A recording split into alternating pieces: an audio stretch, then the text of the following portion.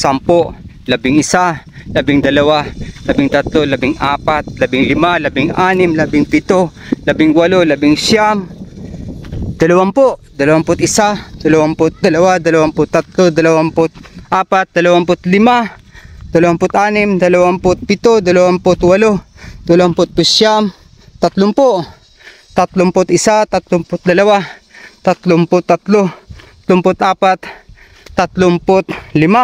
30, 31, 32, 31, 32, 33, 34, 35, 36, 37, 38, 39, apat na po.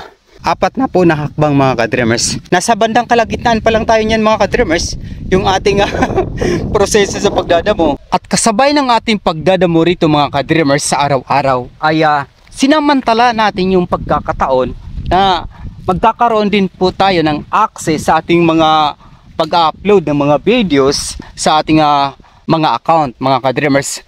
At ito yung ginagawa ko mga ka-dreamers habang hinihintay ko matapos yung pag-upload ng aking mga videos ay nagdadamo ako dito sa paligid at inilagay naman yung ating tripod dito sa puno ng mga bayabas. Narito yung ating tripod.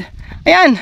So kung mapapansin nyo dyan mga ka-dreamers, ayan, nag-upload ako ng videos tapos nagdadamo ako dyan dito sa baba o doon sa baba pa na yan. Tapos kinakalculate ko yung pagtatapos ng ating pag-upload. 20 to 25 minutes mga ka-dreamers ay matatapos na. Kung hindi naman gaano kahabaan yung ating mga videos. At yung mga puno ng bayabas mga ka-dreamers, ito yung pakinabang niya. Dito sa paligid ng ating tent mini shelter, habang nagdadamo tayo, maaari po tayong sumilong dyan. At yung ating mga gadget, maprotektahan sa init. Kaya, ito nga, nasa puno ng bayabas tayo. Ang ating tripod at saka yung ating cellphone. Yan. Nilagyan lang siya natin ng karagdagang protection, mga bato. At naghukay po tayo para maibaon kaunti yung ating tripod. Para safe po tayo kapag hinampas po tayo ng malakas na hangin dito sa ibabaw ng ating kinaroroonan mga ka-dreamers. Dahil sa sobrang lakas ng hangin dito.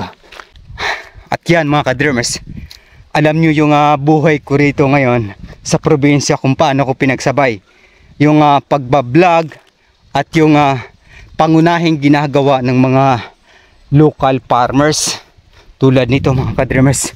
Yung makapal na damo na to, ito na naman yung aming susuungin ni mama. Kaya yung ating mga ordinaryong magsasaka mga ka-dreamers talagang halos wala po silang pahinga sa kanilang pagkukumpune sa kanilang mga sakahan. Naway nagkaroon po kayo ng kaalaman at munting karunungan tungkol sa mga ordinaryong magsasaka. At yung pag-produce ng ating mga content na wala po tayong videographer, editor, yung solo. Paraan yung ginagawa natin para magkaroon tayo ng mga videos. Kaya kung baguhan ka pa sa aking YouTube channel, Dreams Visions TV, maaari nyo po akong tulungan sa pamamagitan ng inyong pag-follow at pag-subscribe. At sa hinaharap, yung ating pinaka-main content tungkol sa mga pangitaing panaginip ayon sa Biblia. Mga kababalaghan na magaganap bago ang dakilang araw ng Panginoong Hesukristo. Hanggang sa muli, maraming salamat sa pakikinig at pag-subscribe.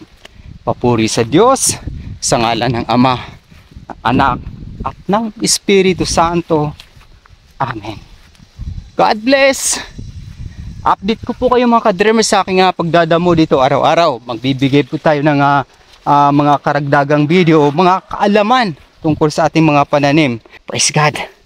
At maraming salamat sa inyong patuloy na suporta at malasakit sa aking pinaka main content, mga pangitaing panaginip ayon sa Biblia. At sa aking daily mix vlog. God bless po sa ating lahat.